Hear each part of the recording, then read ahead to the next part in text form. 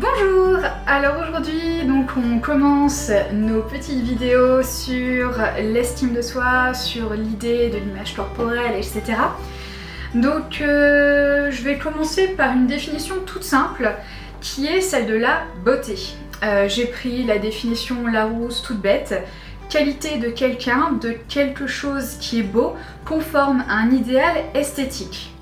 Donc ça, voilà, la beauté physique, la beauté de l'enveloppe. Et après, une autre définition qui pour moi est vraiment fondamentale, c'est caractère de ce qui est digne d'admiration par ses qualités intellectuelles ou morales. Et là, pour moi, c'est la beauté qui a valorisé sur une personne, c'est que la beauté est même plus intérieure par ses qualités, par ses valeurs personnelles, plus que l'enveloppe. Et toi, tu voulais rajouter quelque chose que j'ai vraiment trouvé ça très intéressant. Oui, sur le beau.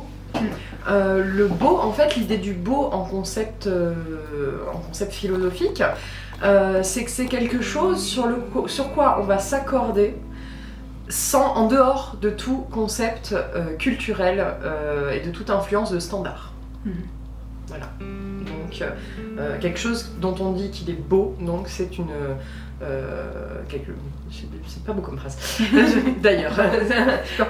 Un sujet dont on dit qu'il est beau est un sujet sur lequel on s'accorde sur le fait qu'il soit beau en dehors de tout standard et de toute influence culturelle. Donc, voilà. En plus, nous, c'est vrai que dans notre métier, on est vraiment porté sur le physique, sur la valorisation de l'enveloppe. Donc je pense que c'est important pour toute cette partie-là de se distancer de la valorisation comme une cachette et plus de continuer à aborder l'estime de soi sur le rapport humain et le rapport qu'on a avec sa propre identité. Moi je voudrais juste introduire une petite idée dont je t'ai pas parlé avant, mais donc je prends le principe en fait de beauté d'une personne en l'imaginant comme une lampe. C'est-à-dire que ce qui est à l'intérieur va transparaître à travers comme un abat-jour, si vous voulez. Et donc quand on veut cacher trop de choses, on n'a plus de lumière. Voilà. Donc j'introduis juste ça pour le moment, et puis les idées dont on va parler ensuite vont permettre d'étoffer justement ce parallèle et cette image par rapport à la lampe. Mais on y reviendra en temps voulu. Ça répond exactement à la vidéo que j'ai fait juste avant sur comment bien se préparer sur une séance photo, que si vous n'êtes pas lumineux, vous n'allez pas pouvoir briller, quoi. Donc je trouve que c'est fou à quel point on a des métiers qui se répondent.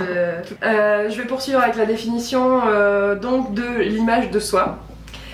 Donc on a parlé de la beauté, maintenant on va parler de l'image de soi. L'image de soi, c'est l'idée que l'on se fait de soi-même en fonction de ce que l'on croit que les autres pensent de nous. Voilà. C'est important de comprendre, je vais répéter cette phrase parce qu'il faut vraiment l'intégrer. C'est l'idée que l'on se fait de soi-même en fonction de ce que l'on croit que les autres pensent de nous. Donc, il y a plusieurs miroirs déformants qui vont se faire écho. Et en fait, finalement, l'image de soi, on voit que ça peut se construire, se déconstruire, c'est quelque chose qui va évoluer. Elle est tout le temps une représentation, souvent une représentation de soi qui est fausse. En réalité, justement par rapport à cet effet de miroir déformant.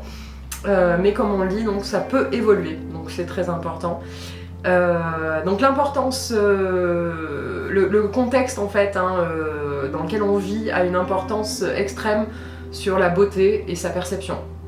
Donc sur la beauté de l'image de soi et sa perception, entre autres, mais également sur la beauté de manière générale. Et donc par rapport à l'estime de soi, qui est quelque chose qui va de pair avec l'image de soi, ça vient du latin estimare, donc qui veut dire donner une opinion ou donner une valeur. En termes d'image, c'est les deux. Il faut savoir que voilà, on a tendance à se donner une valeur par rapport à l'opinion des autres, comme je l'ai expliqué dans la phrase précédente. Voilà, donc ça se fait écho.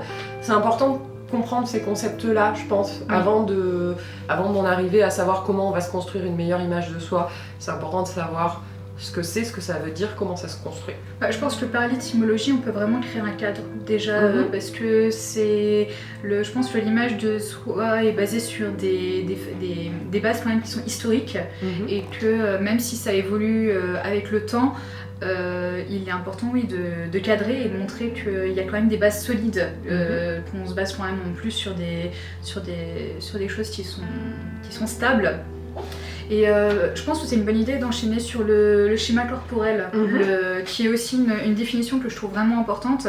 C'est le schéma corporel, c'est la représentation plus ou moins consciente de notre corps agissant ou immobile, de sa position dans l'espace, de la posture respective de ses différents segments, ainsi que du revêtement cutané par lequel il est en contact avec le monde, sachant que le schéma corporel se construit progressivement depuis la naissance jusqu'à 8 ou 9 ans. Il résulte de la synthèse des impressions visuelles, tactiles, kinesthésiques, mon Dieu, et vestibulaires.